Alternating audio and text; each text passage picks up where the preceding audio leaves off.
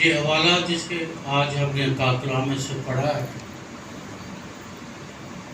جس میں مسیح یسوع 5000 مردوں کا ذکر ہے اور خواتین اور بچوں کا ذکر نہیں، یعنی ایک بڑی بھیڑ کو جس میں مرد بھی 5000 ہیں اور تھوڑے نہیں، ان کو کھانا کھلاتا ہے، اور وہ بھی ایسی جگہ پر جو شہر سے باہر ہے یا آبادی سے باہر ہے، اور کیونکہ وہ شہر سے یا آبادی سے باہر ہے تو ایک قدرتی سی بات ہے کہ ایسے ماحول میں تو چند ایک لوگوں کے لیے کھانے کا انتظام کرنا بہت مشکل ہے، اور 5000 اور پلس جو لوگ ہیں ان کے لیے کھانے کا انتظام کرنا بہت مشکل ہے، بلکہ ناممکن ہے۔ انسان سوچ بھی نہیں سکتا کہ اتنے ہزار لوگوں کو کھانا کھلایا جا سکتا ہے، اور وہ بھی ایک ویرانے میں، کسی شہر میں یا کسی آبادی میں یا کسی تیاری کے ساتھ نہیں۔ میں جب اس موضوع کو پڑھتا ہوں، اس حوالے کو پڑھتا ہوں، تو یہ ایسا موضوع ہے جسے چاروں انجیل نویسوں نے لکھا ہے، متی نے، مرکس نے، لوکا نے اور یوحنا نے ان کو درج کیا ہے اس موضوع کو۔ جب ہم متی اور مرکس کا مطالعہ کرتے ہیں، اور خاص طور پر وہ حوالہ جس کا بھی ہم نے مطالعہ کیا ہے،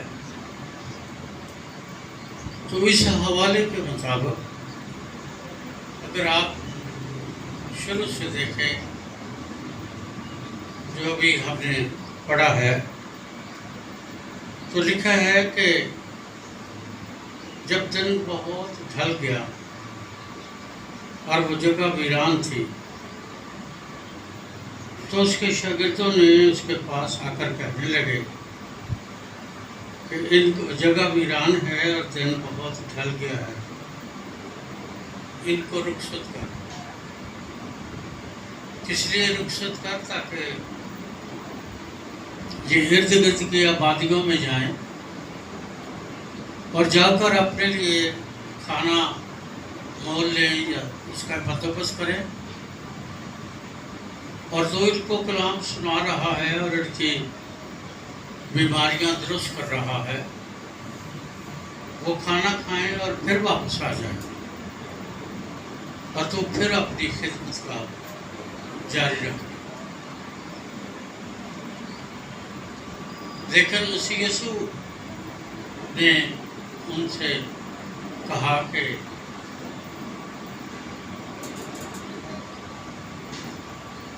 تم ہی انہیں کھانے کو دو۔ مطلب یہ ہے کہ وہ شاگردوں کے ساتھ بات کر رہا ہے جو ہر وقت اس کے ساتھ ہے، اس کی قدرت کو اور اس کے معجزات کو اور معجزات والی قدرت کو جانتے ہیں۔ اور اگر آپ یوحنا کی انجیل کا مطالعہ کریں تو اس کے 6 باب میں مسیح یسوع نے چند دن پہلے نے کہا ہے کہ زندگی کی روٹی میں ہوں، اور جو اس روٹی میں سے کھائے گا وہ پھر کبھی بھوکا پیاسا نہ ہوگا۔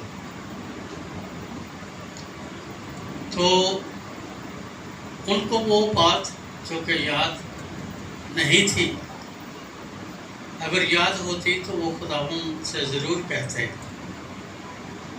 کہ ہمیں وہ روٹی دے، جو کہ اسی 6 باب میں، یوحنا کے 6 باب میں مقدس پطرس نے فوراً یہ کہا کہ خداوند یہ روٹی جسے ہم کھائیں اور ہمیں بھوک نہ لگے، یہ روٹی ہمیں دے. لیکن یہاں اس نے یہ بات نہیں کہی. یہاں انہوں نے اور دلیلیں دیں.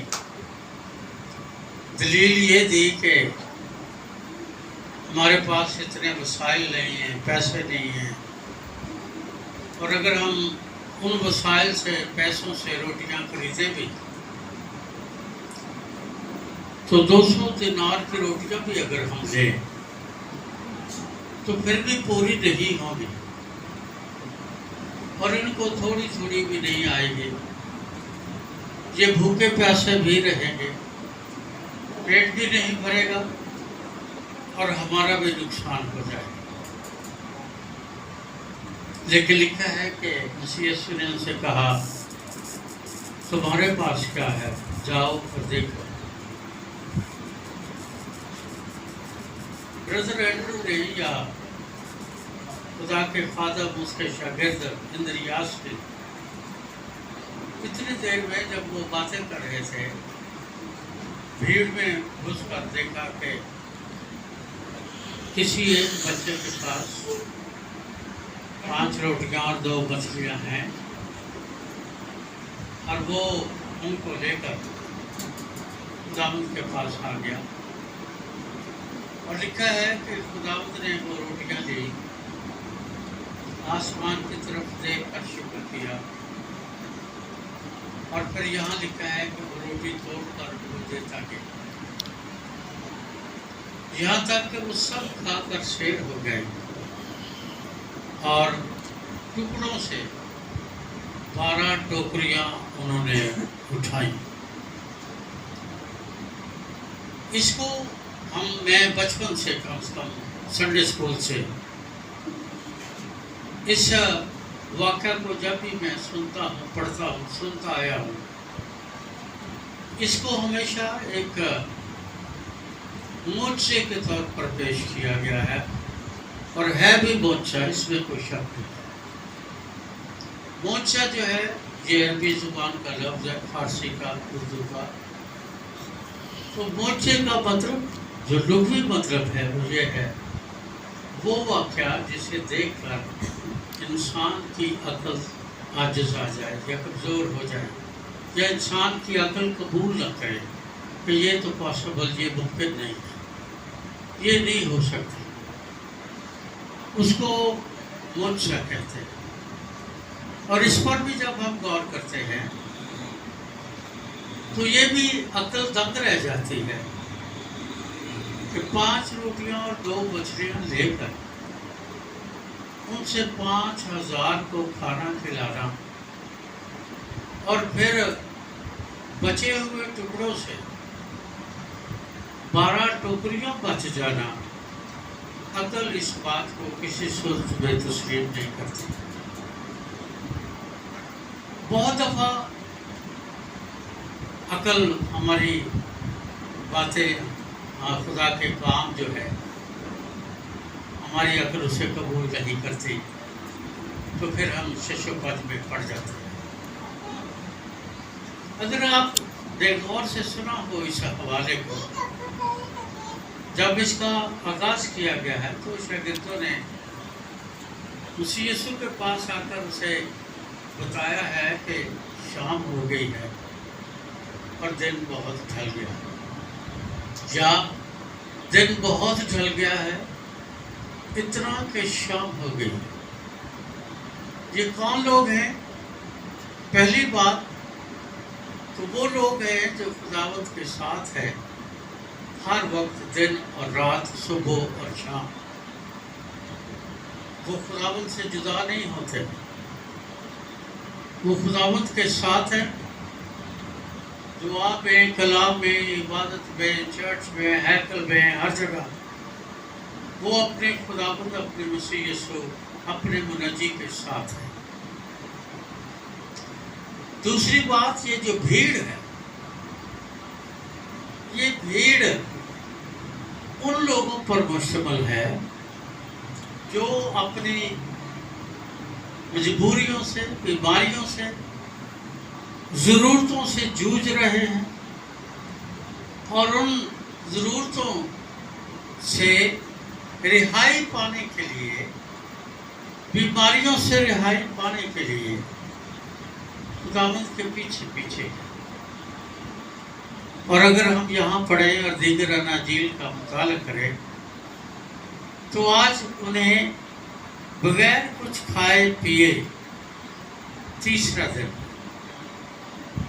اور وہ 3 دن کے بعد اس جھیل کے کنارے آگے بڑھ کر ویران جگہ پر پہنچ گئے. میں جب ذاتی طور پر اس پر غور کرتا ہوں یا اس پر فکر کرتا ہوں تو جو باتیں خداوند سے میں نے پائی ہیں، سب سے پہلی بات جو مجھے سیکھنے کو ملتی ہے وہ یہ ہے کہ وہ لوگ جو یسوع کے پیچھے چلتے ہیں، دعا کرتے ہیں، ایمان رکھتے ہیں، کلام کرتے ہیں، خدمت کرتے ہیں، بائبل کا مطالعہ کرتے ہیں، بائبل سکھاتے ہیں، سناتے ہیں، کنونشنز میں، سیمینارز پر، گھروں میں، گرجا گھروں میں جو بڑی بڑی تفسیریں اور خدا کے کلام کے تعلق سے کتابیں لکھتے ہیں، جو خشکی اور تری کا سفر کرتے ہیں کہ خدا کے کلام کو دنیا کی سرحدوں تک پھیلایا جائے، وہ ہمیشہ یہ یاد رکھے کہ ان کی زندگی میں سورج ڈھل سکتا ہے، ان کی زندگی میں شام ہو سکتی ہے. یہ نہیں ہے کہ ان کی جوانی ہمیشہ رہے گی، ان کی دولت ہمیشہ رہے گی، ان کا حسن ہمیشہ رہے گا، ان کے پاس وسائل ویسے ہی رہیں گے، ان کے پاس حالات ان کے کنٹرول میں رہیں گے، ان کا گھرانہ، ان کے لوگ دوست اسی طرح ان کے ساتھ کھڑے رہیں گے. یہ ضروری نہیں. زندگی میں ویرانہ کبھی بھی آ سکتا ہے، کسی بھی زندگی میں سورج کبھی بھی ڈھل سکتا ہے، شام ہو سکتی ہے، رات ہو سکتی ہے. اس کا سبب کیا؟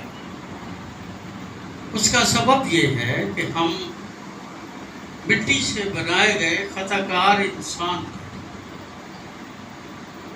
اور جب ہم بنائے گئے تو ہم بے خطا تھے، اور ہماری زندگی میں، یہ ہمارے ضمیر میں، یہ ہمارے تخم میں گناہ نہیں تھا. اور آدم اور حوا کے گناہ کرنے کے طفیل، اس کے باعث آج انسان جو ہے وہ اس گناہ کے تخم کے ساتھ جیتا ہے.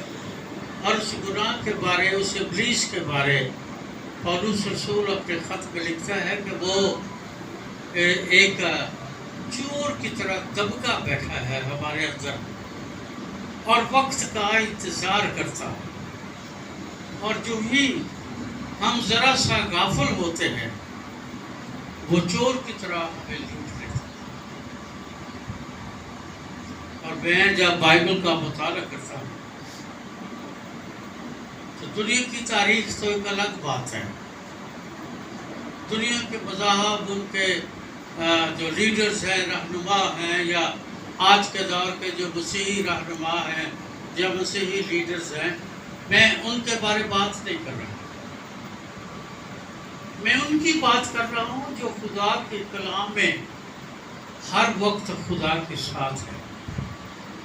اب آدم اور حوا گناہ کے تخم کے بغیر پیدا کیے گئے، اور ان کے ضمیر میں، ان کے تخم میں، ان کی بناوٹ میں گناہ نہیں تھا. اور پاک کلام میں لکھا ہے کہ خدا نے ان کو اپنی شکل اور صورت اور شبیہ پر بنایا. اس کے باوجود وہ اس باغ میں رہتے ہیں جس باغ میں انہیں کسی چیز کی، کھانے پینے کی، کسی چیز کی فکر نہیں. وہ میری طرح اور آپ کی طرح محنت مشقت کی روٹی نہیں کھاتے، خون پسینے کی روٹی نہیں کھاتے. ان کا خدا ان کے لیے مہیا کرتا ہے، اور صبح دوپہر شام جب بھی انہیں چاہیے، جو چاہیے ان کا خدا انہیں مہیا کرتا ہے. لیکن ابلیس کی آزمائش کے مطابق جب ان کی راست بازی اور ایمانداری اور خدا پرستی اور پاکیزگی اور خدا کے ساتھ رشتے میں اور خدا کے ساتھ تعلق میں جو ہی شام ہوئی یا دن ڈھلا، وہ بے راہ رو ہو گیا. وہ جو گناہ کے تخم کے بغیر پیدا کیے گئے تھے، میں ان کی بات کر رہا ہوں، ان کی زندگی میں بھی سورج ڈھلا، ان کی زندگی میں بھی شام ہوئی، اور پھر انہوں نے وہ پھل کھایا. ان کی اولاد کی زندگی میں قائن اور حابل کی زندگی میں شام ہوئی، سورج ڈھلا اور بھائی نے بھائی کو قتل کر دیا صرف حسد اور جیلس کی وجہ سے. پھر آپ پوری بائبل کا مطالعہ کر کے دیکھیں،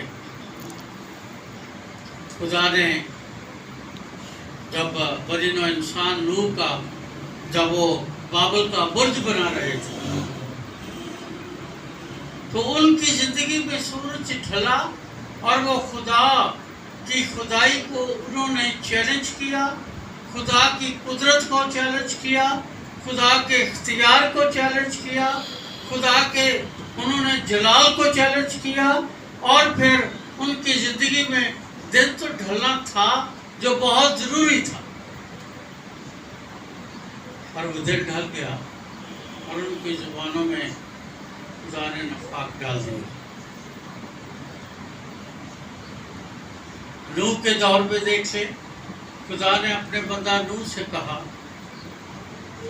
آسمان تک بدی اب پہنچ چکی ہے.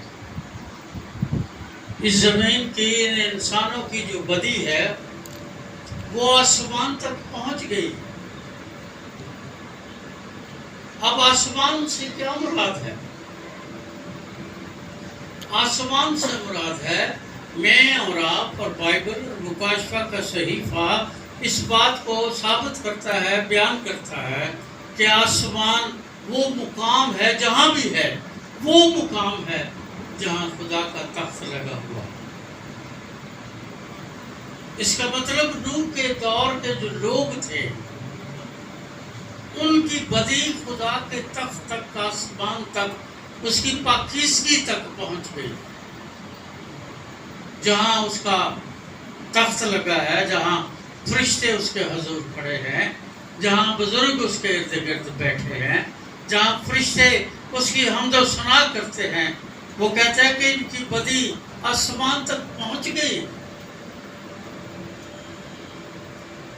اور پھر اس دور کے لوگوں کی زندگی میں سورج ڈھل گیا، شام ہو گئی، اور پھر خدا نے اس قوم کو، اس دور کے لوگوں کو برباد کر دیا، صفحہ ہستی سے مٹا دیا. اور صفحہ ہستی سے مٹانے کے بعد پھر ایک نئی دنیا، ایک نئے انسان کو تخلیق کیا. آپ سلیمان بن داؤد کی زندگی میں دیکھ لیں، اسے حکمت کا، جس کی حکمت اس دور میں بھی، آج کے دور میں بھی، ہمیشہ اس کو حکمت کے شہنشاہ کے طور پر یاد رکھا جاتا. اور غیر مذاہب تو یہ کہتے ہیں کہ اس کے پاس اتنا اختیار اور اتنی حکمت اور اتنی دانائی تھی کہ جو جن بھوت ہیں یہ اس کا تخت اٹھا کر چلتے تھے. اس شخص کی زندگی میں دن ڈھل گیا، اس کی زندگی میں شام ہو گئی. اس نے 400 بیویاں بنا لی، 600 حرمیں رکھ لی،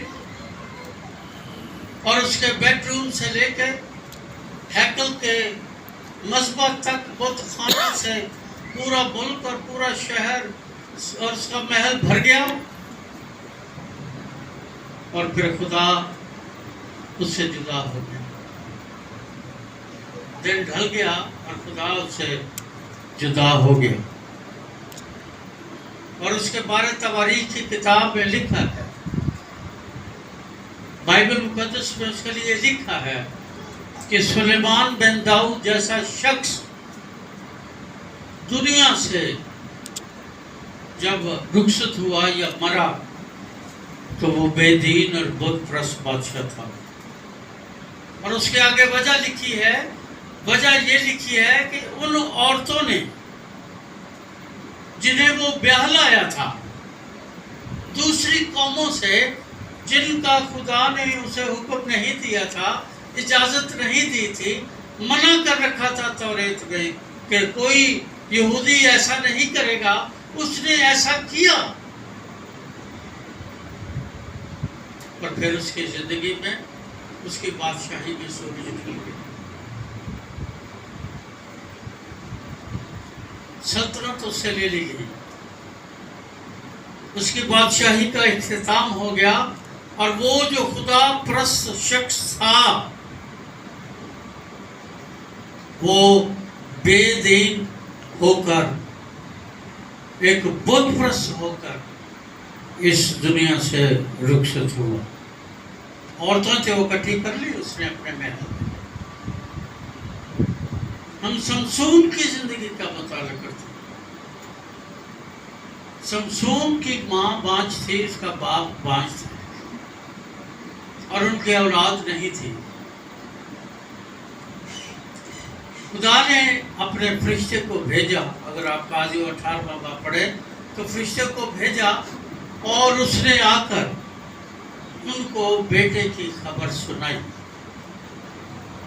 اور بیٹے کی خبر سنانے کے ساتھ کچھ شرائط جو خدا نے رکھی تھی وہ ان کے ساتھ ان کو بتائی.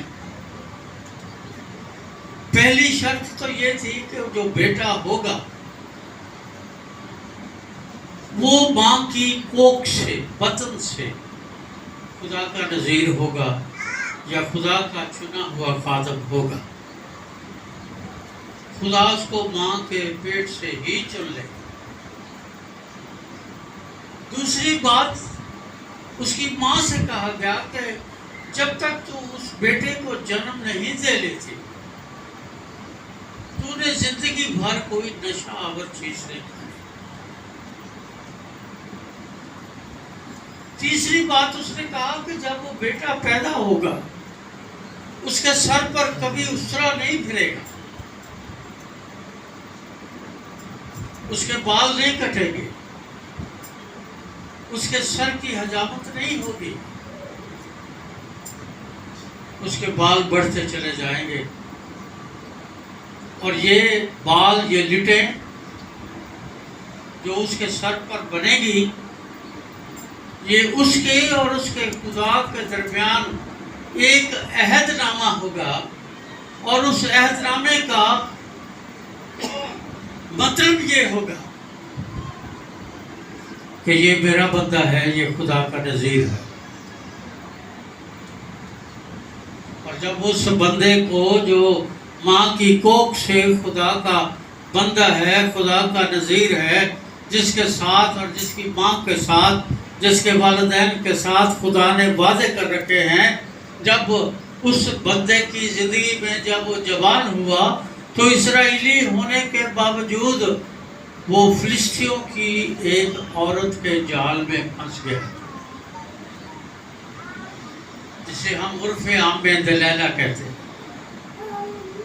بائبل میں اس کا نام نہیں لکھا، بہرحال دلائلہ اس کو کہتے ہیں. وہ جو دلائلہ تھی وہ فلسطی تھی، وہ غیر قوم تھی، اور غیر قوم سے خدا نے بنی اسرائیل قوم کو، ہر ایک کو اور شمشون کو منع کر رکھا تھا کہ یہ میرا آئین ہے، یہ میرا حکم ہے، اس کو نہیں توڑنا۔ اور مختصراً یہ ہے کہ وہ اس عورت کے کہنے میں آ گیا، اس کے عشق میں اتنا گرفتار ہو گیا، اپنی ماں کے عہد کو بھول گیا، اپنے باپ کے عہد کو بھول گیا، یہوہ خدا کے ساتھ عہد کو بھول گیا، اس کی قدرت کو بھول گیا، روح القدس کے ان معجزات کو بھول گیا جو روح القدس اس کی زندگی میں ہر روز کرتا تھا۔ وہ قاضی تھا اور بطور قاضی وہ 40 سال تک روح القدس کی مدد سے ایک سورما بھی تھا، اور اس نے بڑے بڑے عجیب کام کیے۔ وہ یہ سارے معجزات، وہ یہ ساری قدرت، روح القدس کا نزول، وہاں لکھا ہے کہ خدا کا روح مہنے دانوں میں اس پر کثرت سے جنبش کرتا تھا۔ وہ یہ سب کچھ بھول گیا ایک عورت کے عشق میں گرفتار ہو گیا، اور جب وہ بھول گیا تو شادی شدہ بیوی بچوں والا ہونے کے باوجود اس نے خدا کے ساتھ اس عہد کو توڑا اور وہ لٹیں کٹوا دی جو خداوند نے اس کو کہا تھا کہ یہ میرے اور تیرے درمیان عہد ہے۔ اس عورت کے کہنے پر جو غیر قوم تھی، جو اس کی بیوی نہیں تھی، جو جس سے خدا نے منع کیا تھا، شریعت جس کی اجازت نہیں دیتی تھی، خدا جس کی اجازت نہیں دیتا تھا، وہ اس عورت کے کہنے پر باغی ہو گیا، خدا کا، معاشرے کا، قوم کا، آئین کا، شریعت کا، خدا کا باغی ہو گیا، اور پھر اس کی زندگی میں سورج ڈھل گیا، پھر شام ہو گئی، اور اس کے بارے لکھا ہے اس کو گرفتار کر لیا گیا اور پیتل کی بیڑیوں میں بندھا ہے، لوہے کی نہیں۔ کن بیڑیوں میں؟ پیتل کی بیڑیوں میں، اور قید خانے میں ہے، اور قید خانے میں چکی پیستا ہے۔ کون؟ جو خدا کا بندہ ہے، خدا جس سے باتیں کرتا ہے، جو ماں کی کوکھ سے خدا کا ہے، جو خدا کا نظیر ہے، جس کے ماں اور باپ کو خدا نے عہد کے طور پر وہ فرزند دیا ہے، جس پر روح القدس کثرت سے جنبش کرتا ہے، جو معجزات جس کی زندگی میں، جس کی قدرت، پاک روح کی قدرت روزانہ دنیا دیکھتی ہے، اس کے اپنی ہوس اور اپنی لسٹ کے نتیجے میں وہ ایک عورت کے جال میں پھنس کر باغی اور بے دین ہو گیا، اور پھر اس کی زندگی میں سورج داؤد بادشاہ 11-12 سال کا ہے، ہتی اوریا وہاں پر وہ جاتی جولیت کے ساتھ جنگ میں وہ اس کو قتل کر دیتا ہے، خدا کی قدرت کے ساتھ۔ وہ جاتی جولیت جب اسے پوچھتا ہے تو وہ کہتا ہے میں خدا کے نام سے تیرے پاس آتا ہوں۔ وہ خدا کے نام سے گیا اور اس جو ذات کو، اس جاتی جولیت کو، جوائنٹ کو اس نے خدا کی قدرت کے ساتھ قتل کیا، اور کئی جنگیں اس نے لڑی، اور ہر جنگ میں وہ فتح بند ہوا، ہر جنگ میں اس نے دشمنوں کو زیر کیا، ہر جنگ میں خدا نے اسے فتح دی، اور پھر ایک دن شام کو اپنے محل کی چھت پر ٹہل رہا تھا، ایک عورت کے جو کہ شادی شدہ عورت ہے، بیوی بچوں والی، اپنے خامد والی ہے، بچوں والی ہے، اس کے عشق میں گرفتار ہو گیا، اور پھر اس کی زندگی کا سورج ڈھل گیا۔ جب اس کی زندگی کا سورج ڈھل گیا، شام ہو گئی، تو پھر وہ اولاد بھی مر گئی، تخت بھی جاتا رہا، عزت بھی نیلام ہو گئی، اور پھر اس نے کسی کی بیوی کے ساتھ 4 کوٹڑیوں میں چھپ کر بدکاری کی تھی، اس کی بیویوں کے ساتھ محل کی چھتوں پر بدکاری کی گئی، وہ سورج ڈھل گیا اس کی زندگی میں، ایمان کا، امید کا، خدا سے تعلق کا، خدا سے وعدوں کا، خدا کے فضل کا، خدا کے روح کا، کیونکہ لکھا ہے وہ نہیں جانتا تھا۔ جب وہ گناہ میں مبتلا ہو گیا، جب اس کی روحانی آنکھیں بند ہو گئی، جب خدا نے اس سے بات کرنا چھوڑ دیا، جب گناہ اس کی زندگی میں اس قدر آ گیا، تو اس نے اس بات کو کوئی اہمیت نہیں دی، حالانکہ لکھا ہے وہ نہیں جانتا تھا کہ خدا کا روح اس سے جدا ہو گیا ہے۔ یہی حال میرا اور آپ کا ہے۔ ہم ہمیشہ دوسروں کو الزام دیتے ہیں، یہ میرے باپ کی وجہ سے، میری ماں کی وجہ سے، باپ دادا کی طرف سے، یہ ہمارے معاشرے کی وجہ سے، ہماری غیر تعلیم ہونے کی وجہ سے، ہم یہ ہیں، ہم وہ ہیں، ہم غریب ہیں، فلاں ہیں، ہمارے پاس 3600 بہانے، پر ہم یہ ریئلائز نہیں کرتے کہ خدا کا روح ہم میں نہیں ہے، خدا کا روح ہم سے جدا ہو گیا ہے۔ جب خدا کا روح آپ کے ساتھ ہوگا تو بنی اسرائیل قوم 40 سال تک قادس برنے میں گھومتی رہی، اور 40 سال تک نہ ان کے کپڑے پھٹے، نہ جوتیاں ٹوٹی، نہ ان کو بھوک لگی تو خدا نے خوراک دی، بٹیرے دیے، گوشت دیا، من دیا، چٹانوں سے پانی پلایا۔ تو وہ لوگ جو یہ کہتے ہیں نا کہ ہماری پوری نہیں پڑتی، اس کی وجہ یہ ہے کہ خدا کا روح ان کی زندگی میں نہیں ہے۔ جو لوگ یہ کہتے ہیں نا جی ہماری تو غربت ہی دور نہیں ہوتی، ہم تو یہ بھی کرتے ہیں، وہ بھی کرتے ہیں، فلاں بھی کرتے ہیں، اس کو بھی ٹھگ لیا، اس کو بھی ٹھگ لیا، یہ بھی کر لیا، 2 نوکریاں 3 نوکریاں بھی کر لی، سب کچھ کر لیا، پھر بھی پتہ نہیں پادری صاحب پوری کیوں نہیں پہنی۔ وہ اس لیے کہ جب خدا آپ کو برکت نہیں دے گا، جب خدا کا روح مجھ سے اور آپ سے، ہمارے گھرانے سے دور ہو جائے گا، جب خدا کا روح ہمیں تنہا چھوڑ دے گا، تو پھر ہم دنیا میں ذلیل اور خوار ہو جائیں گے۔ تاریخ بتاتی ہے ہم داؤد سے بڑے نہیں ہو سکتے، ہم سلیمان سے بڑے نہیں ہو سکتے، ہم شمشون سے بڑے نہیں ہو سکتے، ہم لوط کے دور کے لوگوں سے بڑے نہیں ہو سکتے، ہم خداوند کے شاگردوں سے بڑے نہیں ہو سکتے۔ ان شاگردوں نے بھی آ کر خداوند سے کہا خداوند دن ڈھل گیا ہے، شام ہو گئی ہے، ان کو جانے دیں۔ عزیزوں یہ کہنا چھوڑ دیں، یہ کہنا چھوڑ دیں، یہ کہنا سیکھیں کہ خداوند یہ میرے پاس ہے۔ خداوند نے کیا کہا؟ تمہارے پاس کیا ہے؟ جاؤ دیکھو۔ یہ جملہ کافی نہیں کہ تمہارے پاس کیا ہے،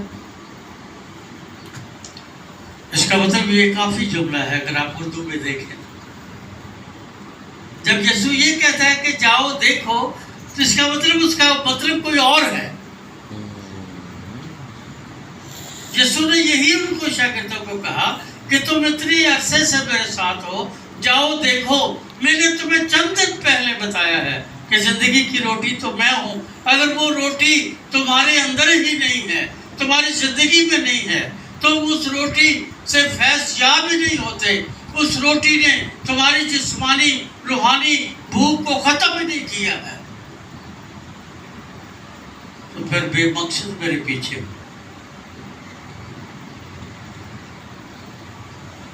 پھر بدر اینڈرو نے کہا،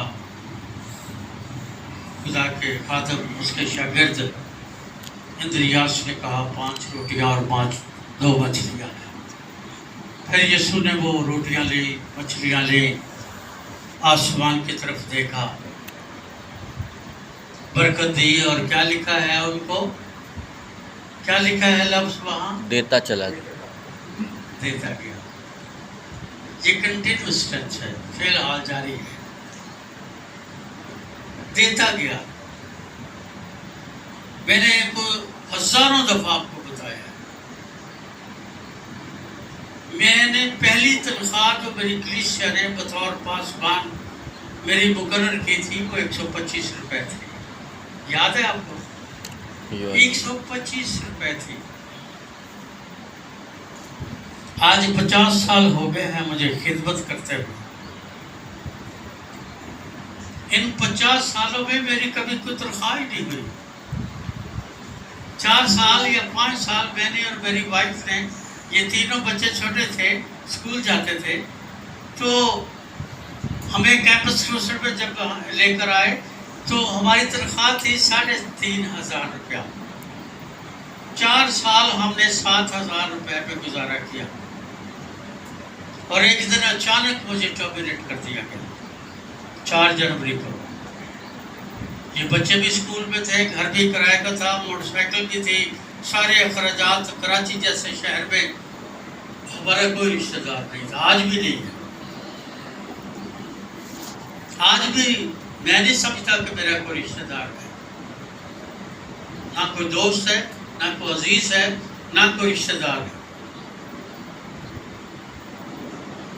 میں بہت پریشان تھا. میں اور میری وائف روتے رہے، دعا کرتے رہے. یرمیہ کے صحیفے میں لکھا ہے، ملعون ہے وہ شخص جو انسان پر بھروسہ کرتا ہے. کیا لکھا ہے؟ ملعون ہے وہ شخص، یعنی لعنتی ہے وہ شخص جو انسان پر بھروسہ کرتا ہے. اس دن سے پھر میں نے کراچی میں جو زندگی گزاری ہے وہ آج کچھ سالوں سے آپ کے سامنے بھی ہے. میں نے ہر طرح کے دکھوں اور مصیبتوں میں نے اور میری اولاد نے ہر طرح کے دکھوں میں، مصیبتوں میں، کبھی ہماری زندگی میں یہ وقت نہیں آیا کہ ہم بھوکے پیاسے ہوں، ننگے ہوں اور ہم کسی کے سامنے ہاتھ پھیلائیں. فرق صرف یہ ہے کہ جیسے جیسے ہماری مصیبتیں بڑھتی گئی، میری اور میری وائف کی، میرے گھرانے کی مصیبتیں بڑھتی گئی، ہم دونوں نے ان مصیبتوں میں رونے دھونے کی بجائے، خدا کے حضور جھوٹ بولنے کی بجائے، لوگوں کو ٹھگنے کی بجائے، ہوس پرستی کی بجائے، دنیا کے ساتھ معاملات کو اپنے ہاتھ میں لے کر طے کرنے کی بجائے، ہم دونوں نے دن اور رات دعا کرنا سیکھا. ہم نے خدا کے ساتھ اپنے تعلقات کو درست رکھا اور رکھتے گئے، مضبوط کرتے گئے. آج ہم جو کچھ بھی ہیں، میں اور میرا گھرانہ، یہ اس کے فضل سے، رحم سے، اس کے کرم سے. ہمارے پاس کسی چیز کی کوئی کمی نہیں. خداوند کا سب کچھ دیا ہمارے پاس ہے. میری اولاد ہے، میری اولاد کی اولاد ہے، سب پڑھے لکھے ہیں، اپنا کماتے ہیں، کھاتے ہیں. رہی بات انسان کی ہوس کی بات، وہ تو کبھی پوری، وہ تو فرعون کی بھی کبھی پوری نہیں ہوئی، وہ تو حاتم طائی کی بھی کبھی پوری نہیں ہوئی. انسان کی ہوس کی تو حد ہی کوئی نہیں. پر جو خدا پر ایمان میں زندگی بسر کرتے ہیں وہ صبر سے جیتے ہیں، وہ بے فکر ہو کر جیتے ہیں. مسیح یسوع نے متی کے انجیل میں کیا بتایا؟ اس کا فکر نہ کرنا کیا کھائیں گے، کیا پیئیں گے. ان چیزوں کی، ان باتوں کی فکر میں غیر قومیں رہتی ہیں. تمہارا آسمانی باپ تمہارے مانگنے سے پہلے جانتا ہے. ہم سمجھتے ہیں کہ باپ پتہ نہیں جانتا ہے یا نہیں جانتا ہے، پر یہ تو میری اپنی پرابلم ہے، یہ تو میں ہی جانتا ہوں. باپ کو کیسے پتہ چلے گا؟ उसको मैं बताऊंगा तो फिर है ना। लिखा है तुम्हारे मांगने से पहले जानता है। तुम बुरे हो और अपने बेटे को अगर वो मछली मांगता है सांप नहीं दोगे। तुम बुरे हो अपने बेटे को अगर वो अंडा मांगता है तो पत्थर नहीं दोगे। जब तुम बुरे होकर ऐसा नहीं करोगे तो तुम्हारा आसमानी बाप तुम्हें क्यों नहीं देगा। फर्क ये है कि हम अपने जोर, अपनी अकल, अपनी कुव्वत, अपनी ख्वाहिशों, अपनी सोचों, अपने मंसूबों पर ज़िंदगी बसर करते हैं। हम ये कभी नहीं कहते कि खुदा फरमा मुझे बता अब तेरी मर्जी क्या है। जब आप ये करेंगे तो फिर याद रहे 5 रोटियां 2 मछलियां 12 टोकरे भर जाएंगे, 5000 से ज़्यादा लोग खाएंगे और मैं और आप मुबारक ख़ानदान बन जाएंगे। आइए दुआ करें।